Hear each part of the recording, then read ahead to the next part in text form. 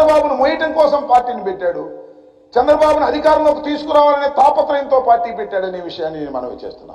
వంగవీటి మోహన్ రంగారావు గారిని అతి దారుణంగా హత్య చేసిన తర్వాత ఆ సామాజిక వర్గం అంతా ఒక పక్కకు వెళ్ళిపోతే దాన్ని లాక్కొచ్చి చంద్రబాబుకి కట్టేయాలని, చంద్రబాబు దొడ్లో కట్టేయాలనేటువంటి ఆలోచన చేసి పార్టీ పెట్టినటువంటి వ్యక్తిని మనం చేస్తున్నాం. అదేవిధంగా ముద్రగడ పద్మనాభం గారు, అఫ్కోర్స్ ఆయన ఏ పార్టీలో చేరతాడో, మొన్న ఏదో జనసేనలో చేరతాడన్నారు, కానీ ఒకటి మనం చేస్తున్నాం, ముద్రగడ పద్మనాభం గారిని కూడా బ్రతికుండంగానే వేధించినటువంటి వ్యక్తి నారా చంద్రబాబు నాయుడు గారు కాదని అడుగుతా ఉన్నా.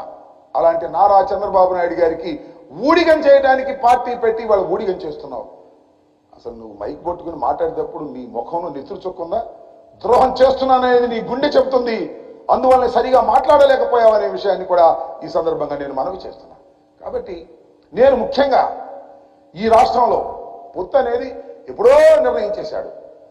ప్యాకేజ్ కోసం పొత్తు పెట్టుకున్నాడో, లేకపోతే మరొక లాభం కోసం పొత్తు పెట్టుకున్నాడో, ఎప్పుడో పొత్తు పెట్టేసుకున్నాడు. కానీ ఇవాళ సీట్లు పంపకం విషయంలో చూస్తే నిజంగా ఏడవాలో నవ్వాలో నాకు కాదు, జన సైనికులకు అర్థమవుతా ఉంది.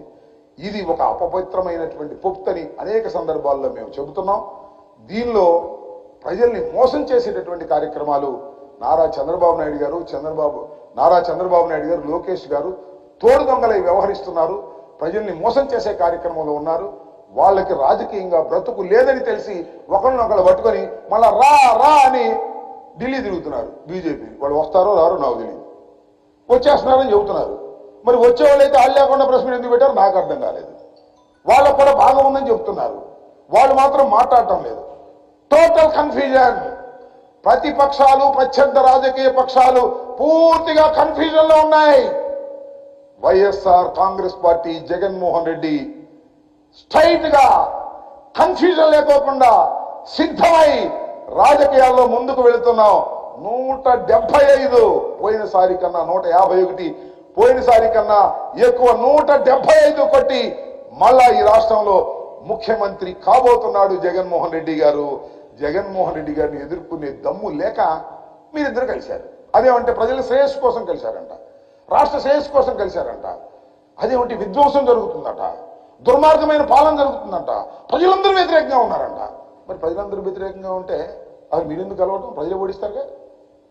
ప్రజలందరూ వ్యతిరేకంగా ఉంటేను, జగన్మోహన్ రెడ్డి గారు విధ్వంసం చేస్తుంటేను, జగన్మోహన్ రెడ్డి గారు అన్యాయమైన పరిపాలన చేస్తుంటేను, ప్రజలకు నచ్చని పరిపాలన చేస్తేను ప్రజలే ఓడిస్తారు. మీ ఇద్దరు కలవాల్సిన అవసరం లేదు, బీజేపీని తెచ్చుకోవాల్సిన అవసరం లేదు, మీరందరూ కట్టకట్టుకు రావాల్సిన అవసరం లేదు.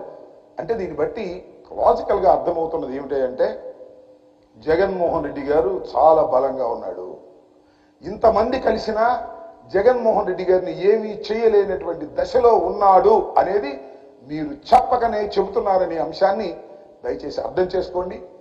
త్వరలో జరగబోయేటటువంటి సార్వత్రిక ఎన్నికల్లో అద్భుతమైన విజయాన్ని వశం చేసుకోబోతున్నారు జగన్మోహన్ రెడ్డి గారు, వైఎస్ఆర్ కాంగ్రెస్ పార్టీ.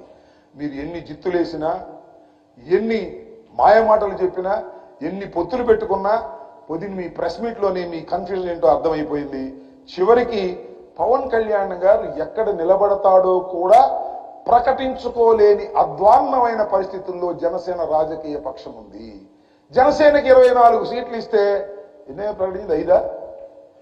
5 సీట్లు ప్రకటించారు, మిగతా 12 ప్రకటించుకోలేని పరిస్థితి.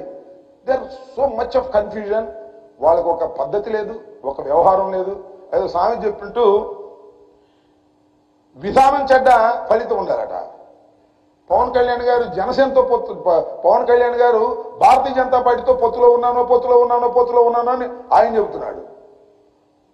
భారతీయ జనతా పార్టీ కూడా మాకు పవన్ కళ్యాణ్ పొత్తులో ఉన్నాడని చెబుతున్నారు.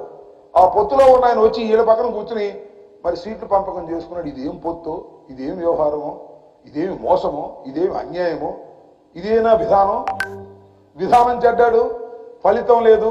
కేవలం 24 సీట్లకు కక్కుర్తి పడి ఇవాళ చంద్రబాబు నాయుడు గారి పల్లకి మోసే దశకు పవన్ కళ్యాణ్ గారు వెళ్ళాడు. కానీ నేను మనవి చేస్తున్నా, పవన్ కళ్యాణ్ గారి సామాజిక వర్గం కానీ, పవన్ కళ్యాణ్ గారి అభిమానులు కానీ ఈ ప్యాకేజ్ రాజకీయాల్లో బలి కాకండి. ఆయన పల్లకి మోయడానికి పవన్ కళ్యాణ్ గారు వెళ్ళినా మీరు వెళ్ళకండి. వెళ్ళారంటే ఇంతే సంగతులు ఈ రాష్ట్రాన్ని సర్వనాశనం చేస్తారనే విషయాన్ని మీరు గమనించాలని ఈ సందర్భంగా నేను మనవి చేస్తూ, రాబోయే ఎన్నికల్లో జగన్మోహన్ రెడ్డి గారి నాయకత్వంలో ఉన్నటువంటి రాజకీయ పక్షం వైఎస్ఆర్ కాంగ్రెస్ పార్టీ ఎందరు కలిసి వచ్చినా, ఎన్ని కట్టగట్టుకొచ్చినా, ఎన్ని గుంపులుగా వచ్చినా వైఎస్ఆర్ కాంగ్రెస్ పార్టీ 175 సీట్లు టార్గెట్ గా పెట్టుకొని వెళ్తున్నాం. విజయం మళ్ళా వైఎస్ఆర్ కాంగ్రెస్ పార్టీ పొందబోతుంది. జగన్మోహన్ రెడ్డి గారు ముఖ్యమంత్రి కాబోతున్నారనే విషయాన్ని ఈ సందర్భంగా నేను మీ ద్వారా వారికి చెప్పదలుచుకున్నాను. పొత్తులన్నీ కన్ఫ్యూజన్, పొత్తుల వల్ల ఏమీ ఉపయోగం లేదు. పొత్తుల వల్ల ఓటు ట్రాన్స్ఫర్ అంటున్నాడు పాపం పవన్ కళ్యాణ్ గారు. ఓటు ట్రాన్స్ఫర్ కావాలి, ఓటు ట్రాన్స్ఫర్. నీకు 25 ఇస్తే ఎందుకు చేయాలి ఓటు ట్రాన్స్ఫర్? బుద్ధుండే ఎవరు చేస్తాడు ఓటు ట్రాన్స్ఫర్లు? ఎందుకు చేయాలి? చంద్రబాబు నాయుడు గారు ముఖ్యమంత్రి కావడం కోసం నీ మాటని ఓటు ట్రాన్స్ఫర్ చేయాల్సిన అవసరం ఏముంది? ఈ రాష్ట్రానికి పట్టినటువంటి శని చంద్రబాబు నాయుడు గారని ప్రజలు వదిలించుకున్నారు. మళ్ళీ ఆ శనిని పట్టుకొచ్చి ఓటు ట్రాన్స్ఫర్ చేయండి, కాపులందరూ చంద్రబాబు నాయుడు గారికి వేయండి అని చెప్పేటటువంటి దౌర్భాగ్యమైన పరిస్థితుల్లోకి వెళ్లారు పవన్ కళ్యాణ్ గారు. కాస్త జ్ఞానం ఉన్నటువంటి ఏ కాపు కులస్తుడు కూడా పవన్ కళ్యాణ్ గారి మాట వినేటటువంటి పరిస్థితుల్లో లేరని వాస్తవాన్ని మీరు తెలుసుకోవాలంటే ఎన్నికలు అవ్వాలి, లేదా ఎన్నికల ట్రెండ్ ఏంటో తెలుసుకోండి. 100% వైఎస్ఆర్ కాంగ్రెస్ పార్టీ విజయడంకా మోగించబోతుందని ఈ సందర్భంగా మనవి చేస్తున్నాను. కేవలం 24 సీట్లు ఇచ్చి పవన్ కళ్యాణ్ గారి లెక్క 40 సీట్లు అని చెప్పి ఓటు ట్రాన్స్ఫర్ చేయించుకోవాలనే ప్రయత్నం చేస్తున్నారు.